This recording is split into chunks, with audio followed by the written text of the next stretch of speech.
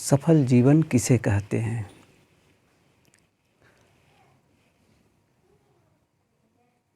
या इसको इस ढंग से मैं कहूँ, हम कब ये माने कि मेरा जीवन सफल है, या फिर किसी को देख करके हम कहें कि भाई देखो वह आदमी है, वह सफल जीवन जी रहा है।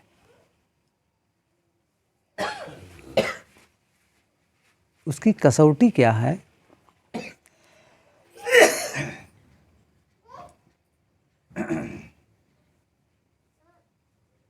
जिससे हम समझ सकें कि मैं सफल जीवन जी रहा हूँ। अर्थात जीवन में आप कब मानेंगे अपने जीवन में कि मैं अब सफल जीवन जी रहा हूँ?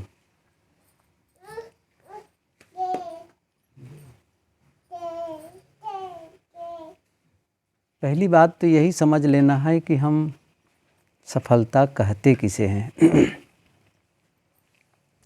ये बातें जब प्रायः स्टूडेंट्स जब मिलते हैं, बच्चे मिलते हैं पढ़ने वाले, तो उनसे बात करते ही मैंने पूछा है कई बार कि आप लोग ये बताएं कि आप लोगों में से कितने लोग हैं जो सफल होना चाहते हैं।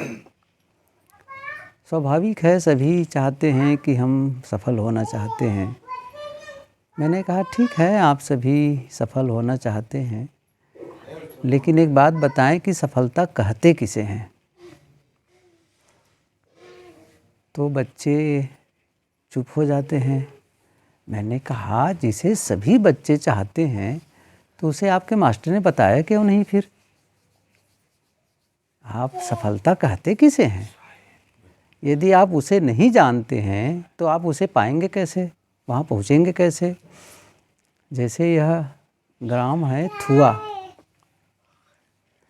थुआ भारत में है कि जापान में है कि अमेरिका में है, ये तो पता हो भाई। अच्छा, भारत में भी है तो फिर कौन से स्टेट में है, फिर कौन से ज़िला में है? यह जब तक हम नहीं जानेंगे, क्या थुआ गांव में आ पाएंगे? नहीं आ सकते हैं। ऐसे ही हम सफलता के बारे में जानेंगे ही नहीं तो हम सफल कैसे होंगे?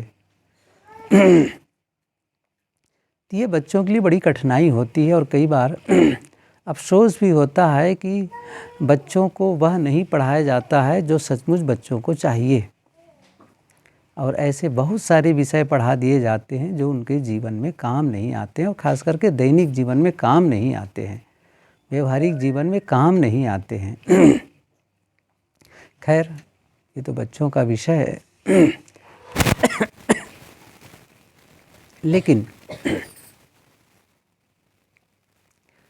सचमुच जीवन, सफल जीवन को समझना है तो सफलता के बारे में भी समझना है। वह क्या है? फिर बच्चों से मुझे जब अवसर मिलता है तो कहता भी हूँ कि भाई पहले आप जो चाहते हैं उसे आप पा जाते हैं, वही तो सफल है, सफलता है। अर्थात आपने कोई लक्ष्य का निर्धारण किया। जैसे आप यदि स्टूडेंट्स हैं और आपने ये चाहा कि मुझे 90+ मार्क्स आए, और सचमुच आपने वह अचीव कर लिया, तो आप मानेंगे कि मैं सफल हो गया। या कोई पढ़ते हुए यह तय करता है कि मुझे अमुक पोस्ट पर जाना है, इतनी सैलरी होनी चाहिए, और उसने वह सफल वहाँ वो पा गया, वहाँ तक पहुँच गया, तो क्या कहेगा? मैं सफल हो गया। ऐसे ही जीवन की बात है। मैं जो प्रश्न किया था वह क्या था? सफल जीवन किसे कहते हैं? अब यही बात हम जीवन के संबंध में लगाएं कि हम जीवन में क्या चाहते हैं, जीवन में क्या चाहते हैं। देखिए, यहाँ पर थोड़े लोग बैठे हैं, लेकिन ज़्यादा लोग भी हों तो भी यदि पूछा जाए तो सबकी अलग अलग मांग होगी, सबकी अलग अलग चाहनाएं होंगी, और वे चाहनाएं जो अलग अलग होती हैं वह किसी व्यक्ति की चाहना होती है, वह जीवन की नहीं होती है।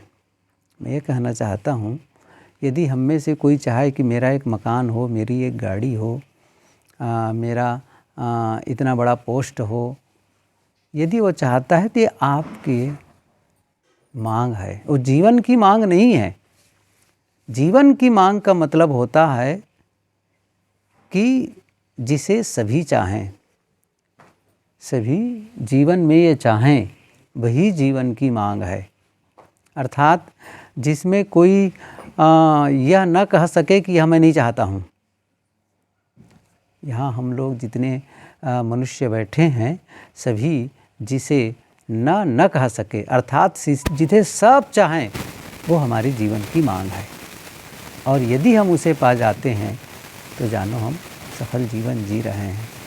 तो जैसे मैं इस संबंध में यदि बात करूं तो छोटी छोटी बातें हैं जिसको हम ध्यान में रख करके या उस पर विचार करके समझ सकते हैं कि क्या है जिसे हम सभी चाहते हैं। तो पहली बात तो यह है, यदि हम में से कोई आकर प्रश्न करे कि आप लोगों में से कितने लोग हैं जो स्वस्थ रहना चाहते हैं और कितने लोग हैं जो बीमार रहना चाहते हैं, तो हम में से शायद ही कोई हो जो हाथ उठाए कि मैं तो बीमार रहना चाहता हूँ। क्या कहेंगे? हम सभी स्वस्थ रहना चाहते हैं। इसका मतलब है कि यह हमारे जीवन की मांग है कि मैं स्वस्थ जीवन जीना चाहता हूँ। दूसरी बात है कि यदि कोई प्रश्न हो कि आप में से कितने लोग हैं जो प्रेम पूर्ण संबंध चाहते हैं, जो परस्पर के रिश्ते हैं वह प्रेम पूर्ण हो, और कितने लोग हैं जो संघर्ष भरा लड़ाई झगड़ा वाला रिश्ता चाहते हैं। हम क्या चाहेंगे? हमारे संबंध कैसे हों? मधुर हों और प्रेम पूर्ण हो। इसका मतलब है यह भी हमारे जीवन की मांग है।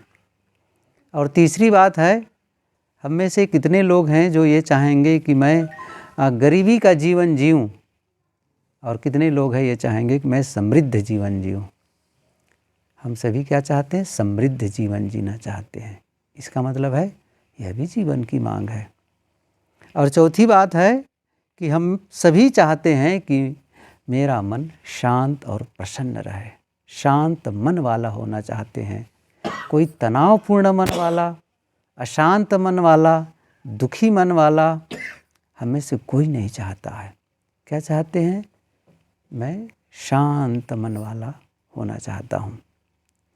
तो बहुत और इस प्रकार के प्रश्न किए जा सकते हैं, लेकिन यदि हम थोड़े में देखें तो इतने मात्र को हम समझना चाहें तो क्या होगा कि जीवन की मांग क्या है कि मैं स्वस्थ जीवन जीना चाहता हूँ, मैं प्रेम पूर्ण संबंध चाहता हूँ, मैं समृद्ध जीवन जीना चाहता हूँ और शांतिमय जीवन जीना चाहता हूँ।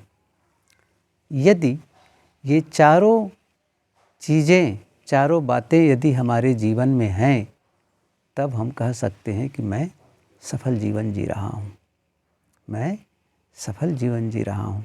देखिए, ऐसा भी नहीं है कि किसी इन चारों में से कोई एक चीज़ को पा जाएंगे तो दूसरी चीज़ आ जाएंगी। और ये चारों चीज़ें कोई ऐसी भी नहीं है कि कोई आकर के आपको दे देगा। अपने आप भी नहीं होगा और किसी के देने से भी नहीं होगा। इस भेद को समझें कि कोई हमें आकर के स्वास्थ्य नहीं दे सकता है, न कोई चिकित्सक डॉक्टर दे सकता है, और हमारा स्वास्थ्य कोई मेडिकल स्टोर में थोड़ी बिकता है। बाहर थोड़ी है स्वास्थ्य कोई दे, या कोई ईश्वर ब्रह्म परमात्मा जिनकी आराधना करो और वो हमको स्वास्थ्य दे दे, ऐसा भी नहीं है। या हम ये कहें कि स्वास्थ्य अपने आप आ जाएगा, वो भी नहीं आएगा। इसका मतलब है हमें स्वास्थ्य का ध्यान रखना पड़ेगा। और ये भी सच है कि स्वास्थ्य कहीं बाहर से आता नहीं है, तो स्वास्थ्य है कहाँ? स्वास्थ्य भीतर है। हर मनुष्य के भीतर स्वास्थ्य है। तो करना क्या है? हम कुछ ऐसा करें, अर्थात हम ऐसा जीवन का तरीका अपनाएं, लाइफ स्टाइल कुछ ऐसा हो, हमारे खान पान कुछ ऐसा हो, रहन सहन कुछ ऐसा हो कि हमारा स्वास्थ्य खराब न हो, ये ध्यान रखें। तो स्वास्थ्य है, वो तो है ही ऑलरेडी, वह खराब न हो वह बिगड़े ना, बस ये ध्यान रखना है, ये ध्यान रखना है। तो स्वास्थ्य तो भीतर ही है, कहीं बाहर से थोड़ी आता है, भीतर ही है वो तो ये संक्षिप्त में सूत्र रूप में मैं यही कहना चाहता हूँ कि स्वस्थ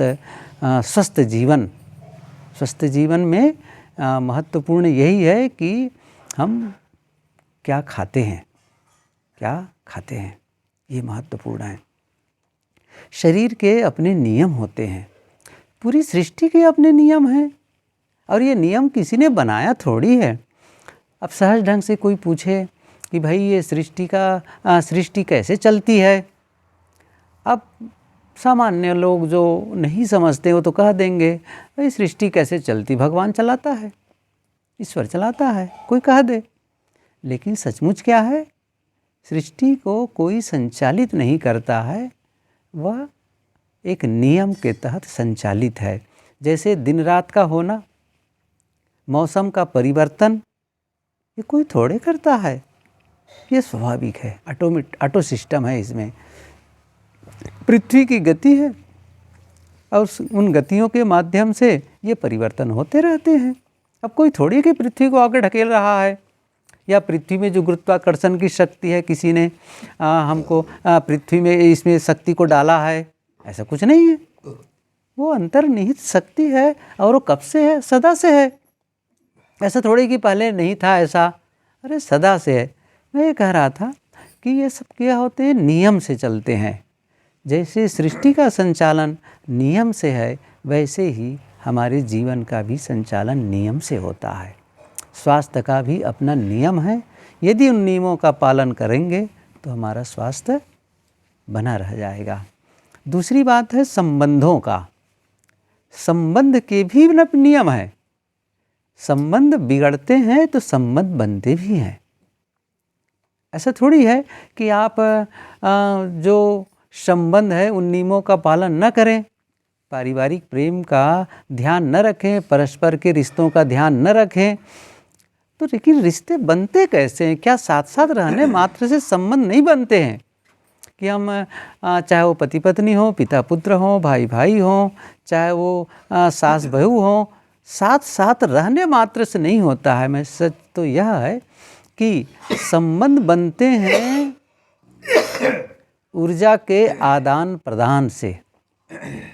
समझे इस चीज़ को, ऊर्जा के आदान प्रदान से, अर्थात आपकी भावना, आपके विचार, या कहना चाहिए सामने वाले के प्रति आपकी भावना कैसी है। अर्थात ऊर्जा कहने का मतलब मेरा यह था कि दृश्य में तो आप देते हैं, वो वस्तुएं देते हैं, लेकिन अदृश्य में जो देते हैं, जो दिखाई नहीं देती है, संबंध उससे बनते हैं। क्या भावना है सामने वाले के प्रति, कौन सी भावना रखते हैं, कौन से विचार रखते हैं, किस प्रकार शब्दों का प्रयोग करते हैं। यदि हम इन नियमों का पालन नहीं करेंगे, ध्यान नहीं रखेंगे, घर में पत्नी है, बच्चे हैं, माता है, पिता है, आपके पास समय नहीं है उनसे मिलने जुलने और बातचीत करने का, या मैंने कहा ना जैसे कि नियम हैं, तो सब जगह के अपने नियम होते हैं। और इसी को दूसरे शब्दों में जो कहते हैं ना संविधान, देश को चलाने के लिए संविधान की आवश्यकता है। यदि संविधान का कोई उल्लंघन करता है तो क्या होगा, वह दंड का भागी है, वह उसे कभी भी पकड़ करके दंडित किया जा सकता है। संविधान का पालन करो, नियमों का पालन करो जो राष्ट्र के संचालन के लिए है। तो बड़ा रूप है। परिवार का भी संविधान होता है, परिवार का भी संविधान होता है। जैसे अच्छा कौन बनाता है, परिवार के लोग बनाते हैं, कोई दूसरा थोड़ी बनाने आएगा उसको। जैसे अपने ही परिवार है और ये तय किया कि देखो भाई कोई बाहर से आए तो जूता आपको वहाँ उतारना है। ऐसा नहीं है कि आप जूता पहन करके बाहर से दूर दराज से आप आए और सीधे जूता पहन करके आप यहाँ भोजनालय तक पहुँच गए या बेडरूम तक पहुँच गए, पूजा घर तक पहुँच गए, ये गलत होगा। आप जूता वहाँ उतारिए, ये परिवार का अपना नियम है, और हाथ पैर धोइए, फिर प्रवेश करिए। ये नियम है। परिवार का अपना नियम है कि हमारे घर जो भोजन बनेगा उनमें इन इन वस्तुओं का त्याग है, इन वस्तुओं का यहाँ पर ग्रहण नहीं होगा। ये कौन बनाया है? परिवार के लोग बनाए हैं और अपने परिवार के अलग अलग है। अब वो संविधान है, अब उसका कोई नियम का उल्लंघन करे तो पारिवारिक रिश्ते नहीं बन पाएंगे फिर।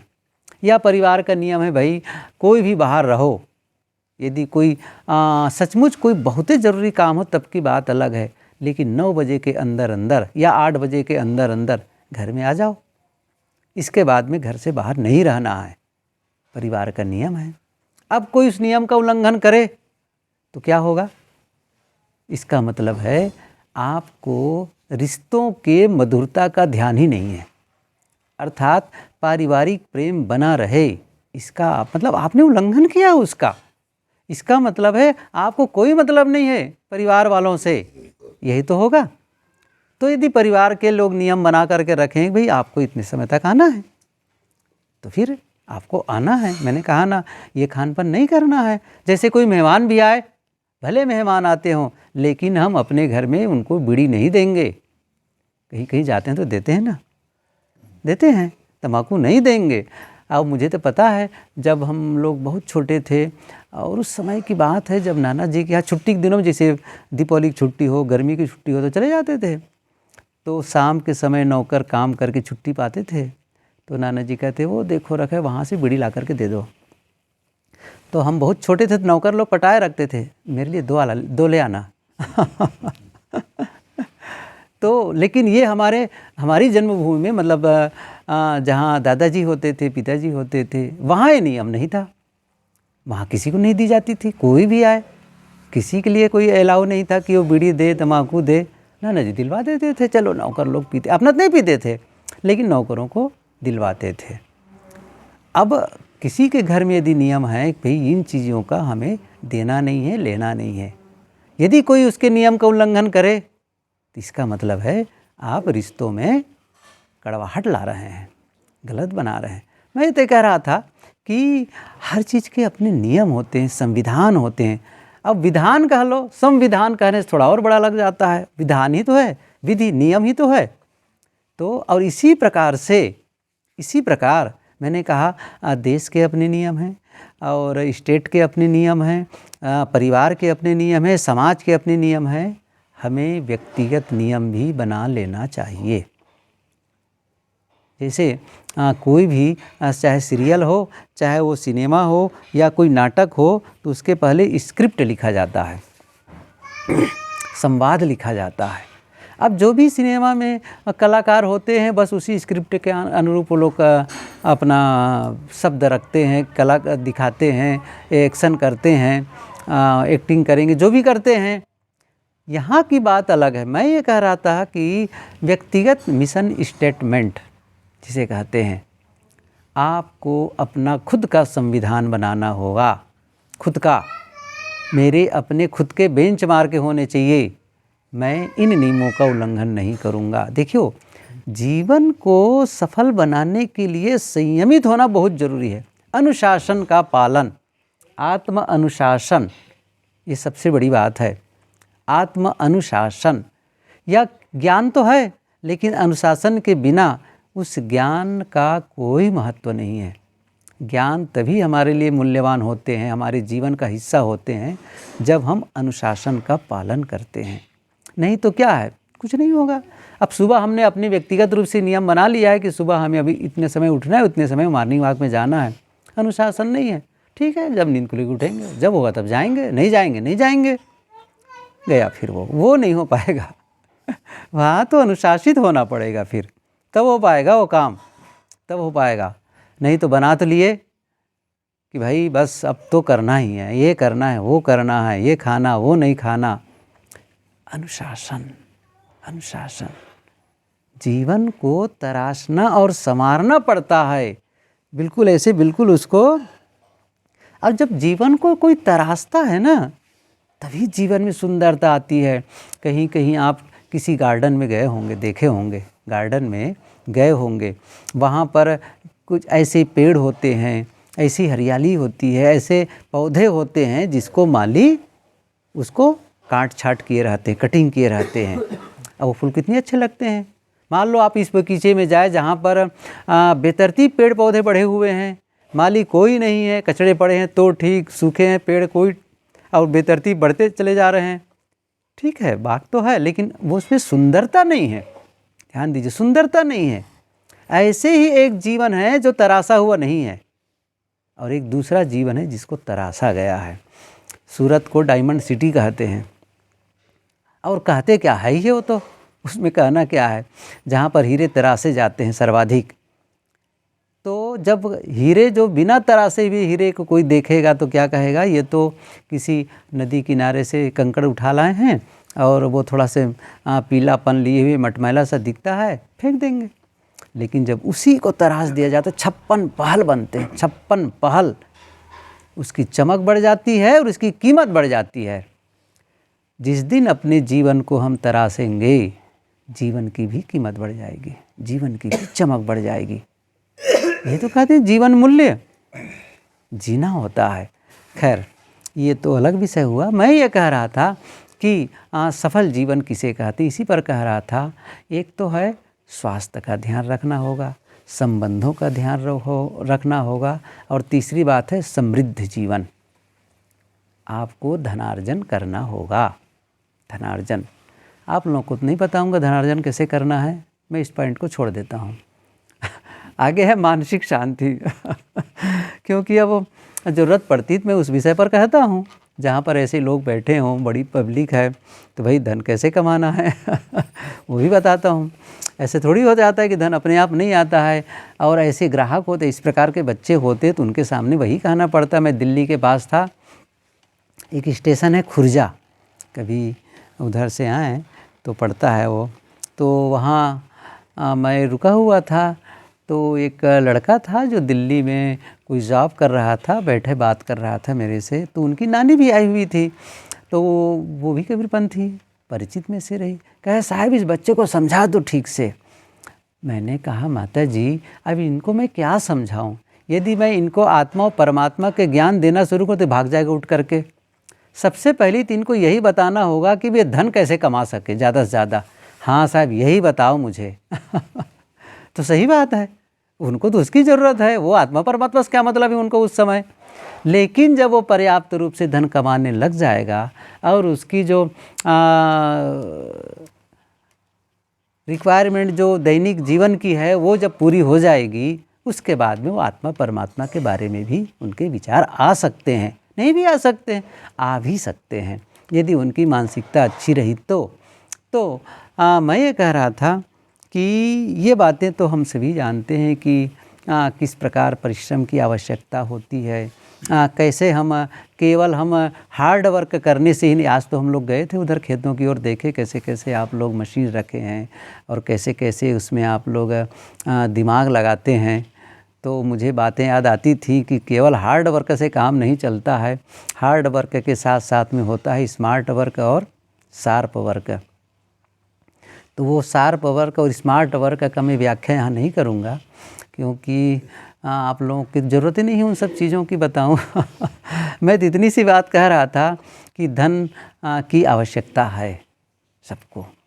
इसलिए जीवन को सफल बनाना है तो हमें इतने धन की आवश्यकता है जिससे हम स्वयं सुख से जी सके और हमारे बच्चे और मेहमान। जो साहब की पंक्ति है कि साईं इतना दीजिए कामे कुटुम जामे कुटुम समाए, मैं भी भूखा ना रहूं साधुन भूखा जाए। और इससे भी ज़्यादा हो तो क्या दिक्कत है। एक बात बताऊं मैं धन जो है ना, सच बताऊं, धन जो है ना वह ना अच्छा है ना बुरा है। सच तो ये है, धन का मतलब ये होता है कि जो आप हैं उसी को वो बढ़ा देता है, उसी को वो बढ़ा देता है। बस वो एक माध्यम मात्र है। जैसे मैं एक छोटे छोटे उदाहरण दूं, यदि कोई एक आदमी है, वो क्या है कि कमाता है लेकिन थोड़ी ही आमदनी है, मान लो वो 100 रुपये कमाता है, कल्पना करें 100 रुपये कमाता है, लेकिन वह आदमी थोड़ा सात्विक है और उसका थोड़ा मन ये भी लगता है कि मैं केवल इसी लोक की बात नहीं, मुझे परलोक को भी संवारना है। तो क्या करता है वो कि 10 रुपया वो परमार्थ में लगाता है। कमाता कितना है? 100 रुपये। 10 अब पैसा कितना लगा देता है? परमार्थ में 10 रुपया, और 90 रुपये में काम चला लेता है। अब क्या हो गया, वो मेहनत करता गया, किसी ऐसी परिस्थिति बनी निर्मित होती, ऐसा उसने प्रयास किया और उसकी आमदनी बहुत बढ़ गई। मान लो अब वो क्या हो गया, 100 रुपये की जगह वो 10,000 की आमदनी हो गई। कितनी की? 10,000 की। तो अब केवल 10 रुपये नहीं देगा वो क्या देगा? अब 100 रुपये देगा। सही है कि नहीं है? चूँकि धन बढ़ा तो उसके दान की क्षमता भी बढ़ गई धन के बढ़ने से, क्योंकि पहले ही उनके मानसिकता कैसी थी, मैं कुछ दूं, दूसरों का सहयोग करूं, ये मानसिकता थी। उसमें और इंक्रीज कर दिया, वो बढ़ा दिया उसी चीज़ को। लेकिन एक आदमी है वो भी बहुत कम पाता है, तो क्या करता है, 100 रुपये कमाता है तो उसी में से 10-15 रुपये के शराब पी लेता है। अच्छा, कभी कभी पीता है, क्योंकि रोज़ तो नहीं कर सकता है, तो कभी कभी पीता है। और उसी आदमी की आमदनी के 10,000 हो गए, तब रोज़ वो शराब पी के टुन रहता है। सही है ना? तो क्या धन का मतलब है आप जो हैं बस उसी को बढ़ा दिया वो, और कम है तो वो कम हो गया। महत्वपूर्ण है आपका होना। इसी को कहते हैं ना बीइंग और डूइंग। आपका होना, आपके होने से करना होता है, न कि करने से होना होता है। महत्वपूर्ण है आपका होना, ये नहीं कि महत्वपूर्ण करना, क्योंकि करना तो बाद में आता है। कहाँ से निकला है करना? आपसे। ऐसा थोड़ी है कि वहाँ से आए हैं आप, नहीं, आपसे करना। डूइंग कहाँ से होता है? आपसे होता है। आप कैसे हैं, ये महत्वपूर्ण है। यदि आपके भीतर की स्थिति खराब है तो सारे करने, जो कुछ बाहर निकलेगा, चाहे वो शब्द के रूप में निकले, चाहे एक्शन के रूप में निकले, वो सब खराब होता चला जाएगा। यदि वो सही है, वह सही है, सब अच्छा होता चला जाएगा। इसलिए बाहर के करने को ठीक नहीं करना है, होने को ठीक करना है, होने को ठीक करना है। ये भी विषय अलग है, इसको तो मैं छोड़ता हूँ। यहाँ तो प्रसंग अलग है मेरा। यहाँ प्रसंग है जो मैं कह रहा था कि सफल जीवन के विषय में। तो पहली बात मैंने ये कही कि जीवन में जो हम चाहते हैं यदि हम उसे पा जाते हैं तो तब हम कह सकते कि मैं सफल जीवन जी रहा हूँ। तो पहली बात ये हुई कि मैं स्वस्थ जीवन जीना चाहता हूँ, मैं प्रेम पूर्ण संबंध चाहता हूँ और समृद्ध जीवन। और चौथी बात जो मैंने कही थी वह है शांतिमय जीवन। मन कैसा हो? शांत, प्रसन्न। अकेले बैठे और अकेले बैठने के बाद मन में या तो किसी के याद ना आए, कोई घटना, कोई परिस्थिति, कोई व्यक्ति, किसी ने चुप शांत बैठे हैं, याद आए कोई व्यक्ति तो ऐसा नहीं है कि उसके लिए मन में नफरत, घृणा, द्वेष, ईर्ष्या, ये नहीं। प्रेम, मैत्री, करुणा, क्षमा, सहयोग, ये भाव जगे, ये भाव जगे तो ही आप उस समय अच्छा महसूस कर पाएंगे, मन प्रसन्न रह पाएगा। तो हमको देखना है कि मेरा मन कितना, मैं द्वंद्वग्रसित होता हूँ, कितना मेरा मन अनावश्यक विचार करता है, और इससे जो हमारी एनर्जी वेस्ट होती है ना, ये तो क्या बताऊँ मैं इस चीज़ को। ये विचारों पर जब अलग से जब बात करें तो बहुत बड़ा अध्याय है। ये जो मानसिक जगत है ना, ये हमारी ही जगत है कहना चाहिए, कोई अलग नहीं है। वो आंतरिक जगत एक अलग ही विषय है। तो मैं ये कह रहा था कि वो कैसा होना चाहिए, हमारा मन शांत और प्रसन्न होना चाहिए।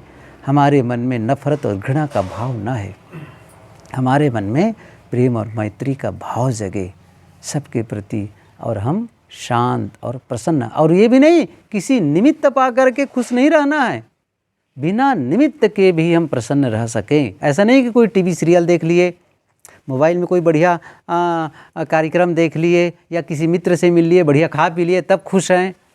वो निमित्त वाला नहीं चाहिए।